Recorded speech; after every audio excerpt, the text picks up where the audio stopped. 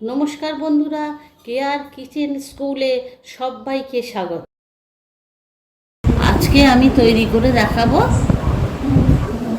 তালের ভাপা কেক। তালের ভাপা কেক তৈরি করার জন্য কি কি লাগছে একটু দেখে নেওয়া যাক। আমি এই বাটিটার এক বাটি ময়দা নিয়ে নিয়েছি। আপনারা যে জায়গাটা নেবেন, বাটি হোক গ্লাস হোক যেটাই হোক মাপ নেবেন, এরকম এক বাটি ময়দা নেবেন। তারপরে সুজি নেবো, দেখুন এই বাটিটা সেই জায়গাটারই ঠিক আধ বাটি, বা আমি বাটি নিয়েছি বলে আধ বাটি সুজি নিয়ে নিয়েছি। সুজিটা নেওয়ার পর একটু আমি মিশিয়ে নেব,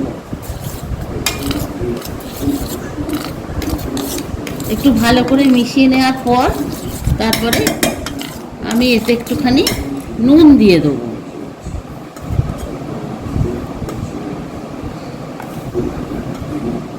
পরিমাণ মতো একটু নুন দিয়ে আবার নুন দিয়ে একটু মিশিয়ে নিলাম।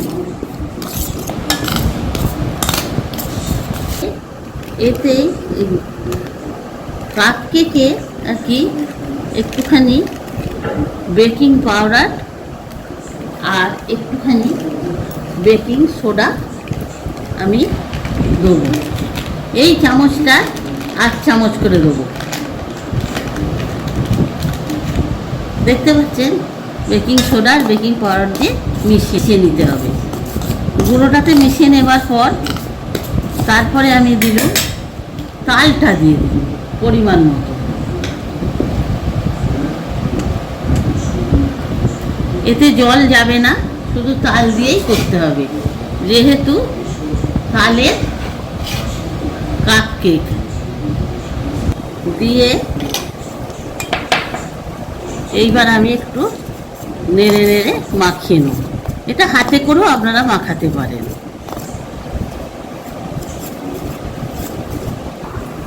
এইভাবে মাখাটা টাইট হয়ে গেছে। আমি কিন্তু এতে চিনি ব্যবহার করব না, কারণ চিনি ব্যবহার করলে চিনিগুলো গুলতে দেরি হয় বলে আমি এই পরিমাণ মতো চিনি নিয়ে এটাকে আমি একটু রস করে নিয়েছি। আর এর সঙ্গেই আমি এরকম একটা ছোটো বাটির এক বাটি সাদা তেল ব্যবহার করছি। এইবার আমি হাতের সাহায্যে একটু মেখে নেবো। এইগুলোকে মেখে নেবো সব একসঙ্গে।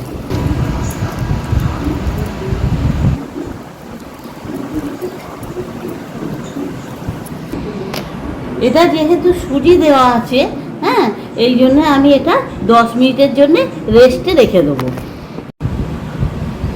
এই কাপ কেকগুলো করার জন্য একটুখানি করে সব বাটিগুলো আমি তেল মাখিয়ে নেব। হ্যাঁ, তেল মাখিয়ে নিয়ে এইভাবে তেলটা মাখিয়ে নেব। নিয়ে তারপরে এবার দেখুন আমি যে রেস্টে রেখেছিল তারপরে আমি খুললু। এরপর আমি এটাকে একটুখানি এইভাবে ফেটিয়ে নেব। নিয়ে এতে আমার সবই দেওয়া আছে। এবার এইভাবে ফেটিয়ে নিয়ে আপনারা মিষ্টিটা একটু চেক করে নেবেন, কারণ যদি আপনারা বেশি মিষ্টি খেতে চান তাহলে একটু মিষ্টি অ্যাড করতে পারেন, আর যদি না খান যে যেরকম মিষ্টি খাবে সেইভাবে মিষ্টি দেবেন। এইবারে আমি এই বাটিতে সব এক হাতা করে দিয়ে দেবো। এই বাটিগুলোতে একটু ফাঁকা রেখে দেবো, কারণ এইগুলো ফুলবে, যেহেতু বেকিং পাউডার আর বেকিং সোডা আছে সেই জন্যে ফুলবে, ওই জন্যে একটু কম করে দেবো। এই ফুড ব্যবহার করব। এই দেখতে পাচ্ছেন একটা কাজু আর একটা কিশমিশ আমি এইভাবে উপরে দিয়ে দিলাম। তারপরে এগুলোকে আমি ভাপিয়ে নেবো, কিভাবে দেখাচ্ছি। এইভাবে আমি সবগুলোকে রেডি করে নিয়েছি। এবারে কি করি দেখাচ্ছি। এতে কিন্তু ডিম না দিলেও হবে, কারণ যেহেতু আমি এটা বলতে ভুলে গেছি, যেহেতু আমি বেকিং পাউডার আর বেকিং সোডা দিয়েছি সেহেতু এটা ফুলে যাবে, ডিম না দিলেও হবে। আমি কিভাবে এটাকে জলে সেদ্ধ করি এই কাপ কেকটাকে দেখুন, দেখাচ্ছি। দেখুন এই জল গরম করতে দিয়ে দিয়েছি, জল হালকা গরম হয়ে গেছে। এখন আমি এটা এর উপরে দিয়ে দেবো।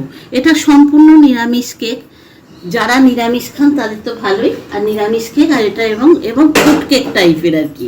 হ্যাঁ, নিরামিষ কেক এবং ফ্রুট কেক। এরকম একটা ঝাঁঝরি থালায় দেখতে পাচ্ছেন, থালাটা ফাঁকা ফাঁকা ফুটো আছে, ঝাঁঝরি থালায় এইভাবে আপনারা বসিয়ে দেবেন। বসিয়ে দিয়ে সেদ্ধ করলেই এই কাপ কেকগুলো হয়ে যাবে। এইবার যদি আপনার মনে করেন এইগুলো তিনটে একভাবে দিয়ে এইভাবে দিয়ে দিল এইগুলো সেদ্ধ হয়ে যাবে তাহলে। আমি এইভাবে সবগুলো দিয়ে দিচ্ছি, তাহলে তাড়াতাড়ি সেদ্ধ হয়ে যাবে, একেবারে হয়ে যাবে, এটা কোনো চিন্তা নেই। এইবার সেদ্ধ হয়ে গেলে আপনাদের আমি দেখাবো। এইবার আমি 15 মিনিট বাদে খুলে দেখছি। এই দেখুন একবারে সবগুলো ফুলে গেছে, এই দেখুন কোনোটাই আটকাচ্ছে না, একেবারে কেকগুলো কিরম ফুলেছে দেখতে পাচ্ছেন। একেবারে এইভাবে করলে ফ্রুট কেক বা কাপ কেক একেবারে রেডি তালের। এইবারে আপনাদের সার্ভ করে আমি দেখিয়ে দিচ্ছি। এই পথটি কমপ্লিট হয়ে গেছে। পথটি বাড়িতে সকলে ট্রাই করবেন, কেমন লাগলো আমাকে কমেন্ট করে জানাবেন। আমার চ্যানেলটি লাইক, শেয়ার, সাবস্ক্রাইব করে আমার সাথে থাকবেন। এতক্ষণ আমার সাথে থাকার জন্য সকলকে ধন্যবাদ। সকলে ভালো থাকবেন। দেখা হচ্ছে পরের ভিডিওতে নতুন একটি রেসিপি নিয়ে। নমস্কার।